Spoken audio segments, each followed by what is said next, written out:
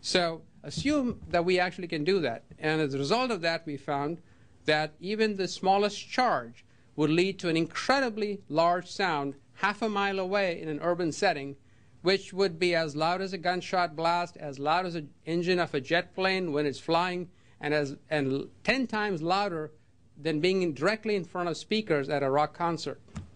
Well, can I follow up on that? I think that the idea of the thermate cut through the beams, it wasn't actually an explosion that caused the beams to cut, so that could probably be done a lot more quietly, right?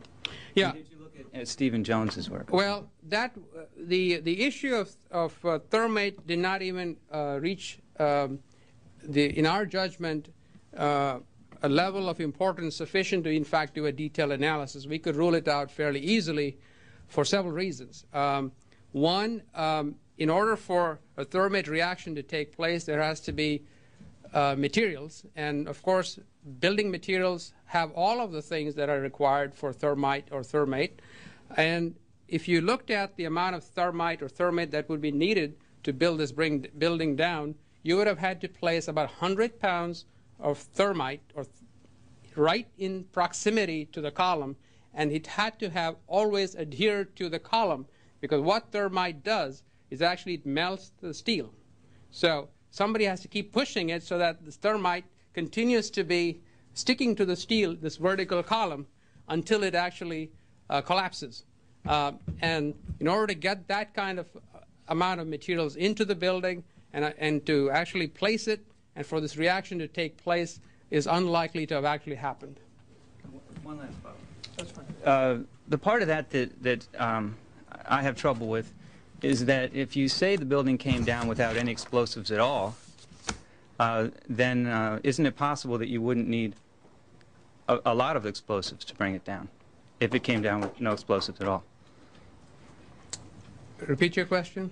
If you're saying the building came down with no explosives whatsoever, isn't it possible that it could come down with a smaller number of explosives than you estimate? No.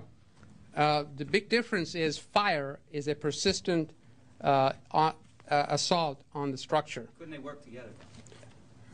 What? The explosives and the fire. Well, let me put it this way. There's a very elegant and straightforward to understand method that causes this building to come down, and that's the issue of thermal expansion. It's very straightforward. It's based on sound science, and it is consistent with all the observations we have, and it's consistent with the fact that the fires were on the lower floors of the building. But it had never happened before, right? But the physics is consistent, it's sound, it's been analyzed, and we have the results. And we are very comfortable with our findings. Okay, we're going to move on. Do we have a question from the web? No, not from a new person. Okay, from Eric? Yeah, Eric Lipton from the New York Times. Eric Lipton from the New York Times. Is there something, given that you said that the design of the building and the long floor spans was a factor, I mean, while it may have met code, was the design sufficient in this building? Was there a flaw in the design? Was the design as robust as it should have been or could have been? Well, the design of this building, as I said earlier in my statement, it was generally consistent with the New York City building code applicable at the time of construction. And it's in fact consistent for the most part with the practice of structural design and building design we have today. What we found was that a phenomenon that previously had not caused a structural collapse actually was important enough to actually have caused the collapse of this particular building. And that's something that I'm sure the practitioners will be looking at as we go forward, and that's consistent with the recommendations we have. Right, but the design met the code, but was there a certain vulnerability about this building? Even if it met the code, was there a certain vulnerability that perhaps contributed to it, given the floors and that structural element? Well, if you again, the basis for comparison is the way our buildings, our professional community is organized to design buildings. Structural engineers have a job of making sure that the structural loads are adequately carried. Usually it's gravity, wind, and earthquakes. And insofar as what the structural engineers did, this building actually was adequately designed. The architect has a job of making sure the fireproofing is specified.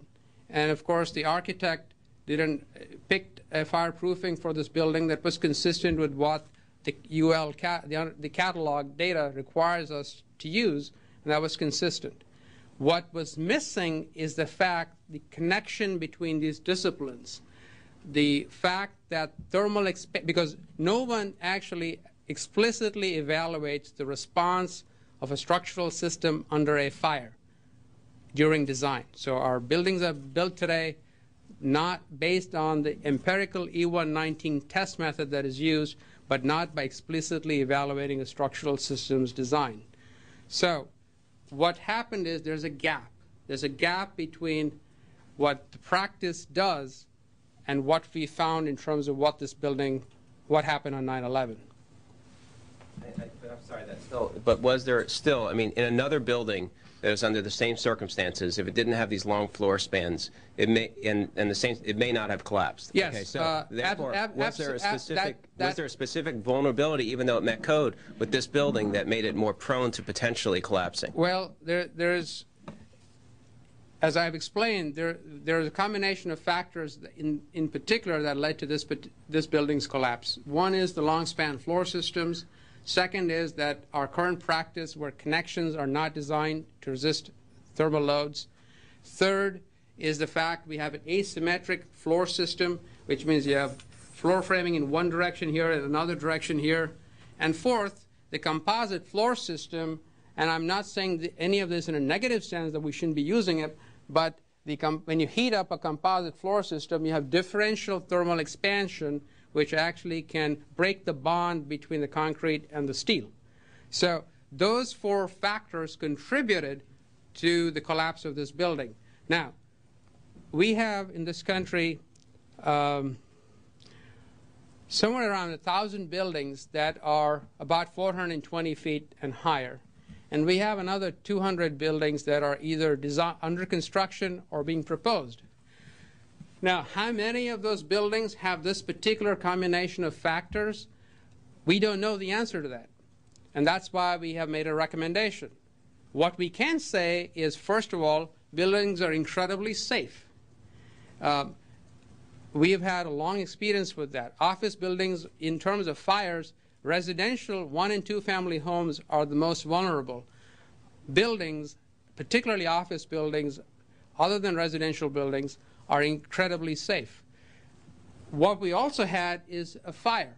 Usually in a building, sprinklers would operate to put them out. In this particular case, you had a loss of the city water supply to the sprinkler system.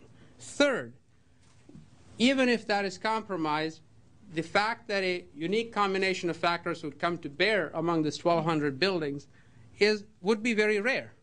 So that's why we have a recommendation that designers, operators, and owners should evaluate explicitly the fire performance of their structural system to identify if, in fact, there are any concerns that are that might cause them to have a concern. So that's a process to go forward. I would not say a priori that this was unique to this particular building.